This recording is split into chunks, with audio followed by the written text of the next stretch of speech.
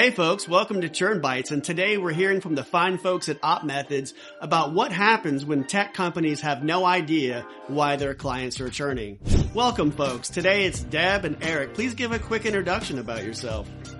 Hey there, we are OpMethods. We are a revenue operations consulting and agency where we help businesses who are growing to identify ways to improve their sales, marketing, and customer success motions from the technology that they use to do those activities to the processes and business tracking and lifecycle management that they have to the way that their staff has a day-to-day process. And we help them to do that to make sure that their revenue is moving upward at all times. Nice, and welcome, Eric. Would you like to introduce yourself as well?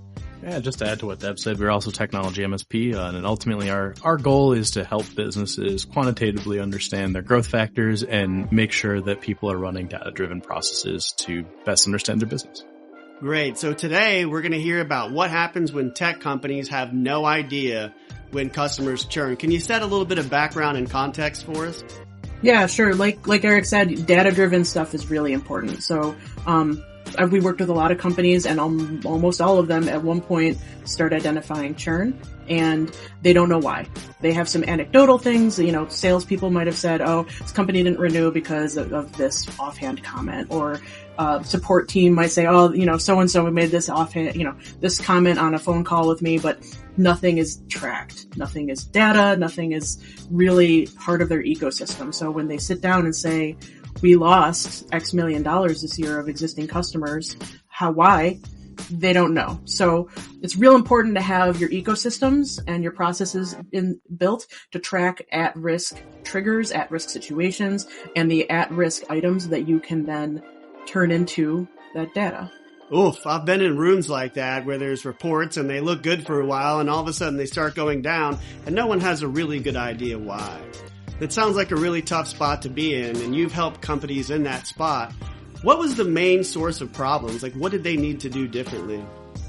Usually it tends to be one of three things. Usually it either tends to be competitor-based related churn, whether competitors have really attractive features that you may or may not have and your customers may or may not know about them. It may be budget related. Not every company has the same budget year over year. They might have budgeted you for the last 3 years and now the company wants to tighten their belt and they might not have as much budget for you this year. Or it might be product related. They might be having frustrations. You may have made a release that impacted them in some negative way. They might be real frustrated by that. So helping companies identify one of those three things or any of the nuances that really fall into those categories, and then what to do with them afterward is usually the initial foundational piece of that. And tracking all of that within the ecosystem is kind of the essence of what an at-risk situation is. Think of it as a new record that a customer success or a salesperson would be, inputting against an opportunity or an account, or a deal in a company if you're HubSpot. But ultimately, the goal there is to be able to put all this data into the system so you can run reporting and be able to have, when you have those review sessions, when you say, oh, we bled millions of dollars, why? These create the why in those conversations. And it also allows, the business to, in more or less real time, understand risk.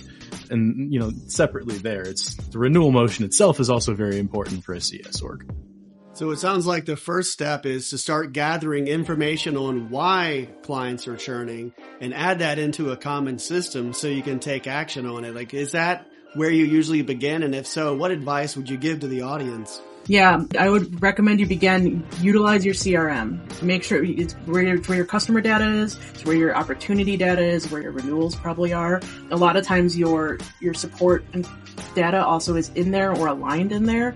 So having it within that ecosystem gives you a very quick slice of saying, we had 50 renewals come through this quarter and only 40 of them actually renewed. The 10 that didn't renew because of at-risk situation or the at-risk cause or things like that. But aligning it within your existing data system so that you can review it is critical. Makes sense. So you're tracking your net news. You might as well track your renewals in the same place and give them the same amount of attention. Eric, did you want to add anything? I was going to say, even just before you even get into the system, it's important to workshop internally. Get all your stakeholders together that may have opinions on, what causes churn, and make sure that you document all of those internal causes, and make sure you're workshopping all of that before you do build it out in the system, because it's important that once things go live, that the common definitions stay stable so folks interact with them and they don't bounce off the process. Yeah. And even more literal than that, those stakeholders are going to be your sales stakeholders, your customer success stakeholders, if you have any, your customer service stakeholders, your support stakeholders.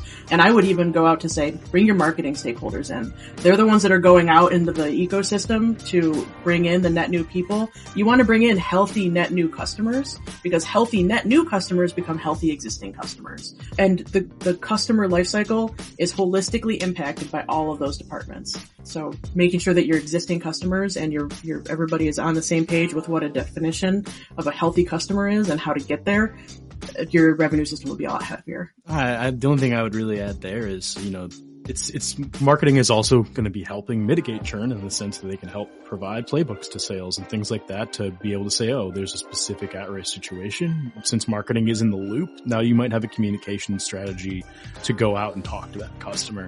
And that's why, to Deb's point, it's so important that you involve all of the organizational stakeholders, even if they may not have a really direct hand in managing that customer. Yeah, that makes sense. So if you find yourself in a spot where customers start churning and you don't know why, step 1, start gathering data and put it with all your other data. Step 2, gather all the stakeholders and try to get the best ideas about why are customers churning and what can you do about it. And then step 3, take the best ideas, evolve them, and keep putting them in place. That's fantastic. Thanks, OpMethods, for showing up. You can check them out at opmethods.com. That's it for this episode of Churn Bites. See you in the next one.